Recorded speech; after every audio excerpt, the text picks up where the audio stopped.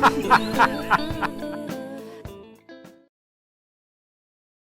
I'm sure that you'll remember from a couple of days ago, we will be getting bees, and I'm really excited about it.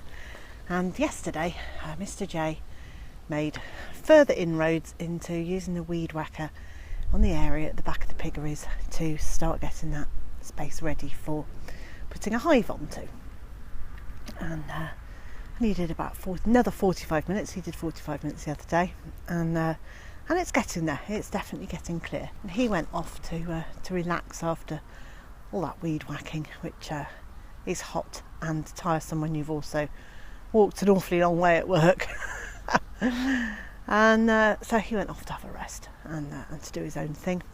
And I was out in the garden when all of a sudden a van arrived. Well, you know what? I'm sure they could see the look on my face, because I was like, who on earth would be appearing at 8:30, 9 o'clock at night on a Saturday? Then I realised that the people in the van were wearing white suits, and the beekeepers had arrived with a hive of bees before we'd let them know we were ready. And without letting us know that they were coming. Oh dear. Well, as you can imagine, panic ensued. So we had to very quickly find a piece of butyl liner to put over the weeds, and then a pallet to put over that, so that the hive could go into its place at the back of the piggeries. Anyway, it's there. We have the bees about a week earlier than we thought we would.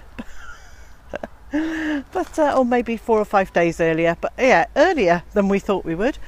But they're there, and I am doing the very sensible thing and keeping a sensible distance, because they need time to settle in, and we need time to get used to them as well. Now I'm sitting out by the front shrubbery, and there's the roses are behind me, but behind me on this side is our lovely lavender hedge, which is teeming with bees. It's buzzing with bees. And how do I find out whether they're bees from our hive?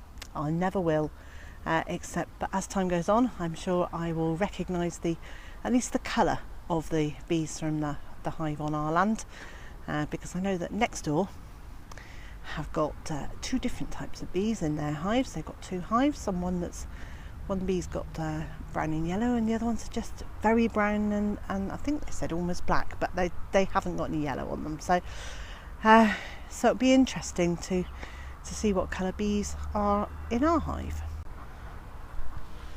So now let's remember, I know nothing about bees, and the reason I wanted bees was not necessarily that's a bumblebee, I do know that, was not to learn all about bees, but was to support bees, because as we all know, bees are in real difficulty at the moment, and despite what the cause is, and personally, you know, I have strong feelings about the causes, and I don't really want to get into arguments about it. I think it's the number of chemicals that are being used in our countryside and in our food production, but you know, I'm sure others will argue other things, and I don't think this is the place for arguing that. However, what I do want to do is support the bee population, and that meant doing something more than just saying I want to support them, but to actually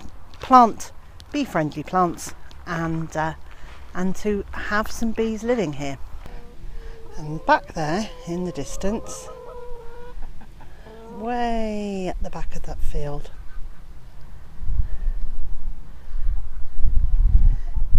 just there, well, that's the hive. And I will go a bit closer, but if I suddenly run for it, you know I'm being a big brave woman.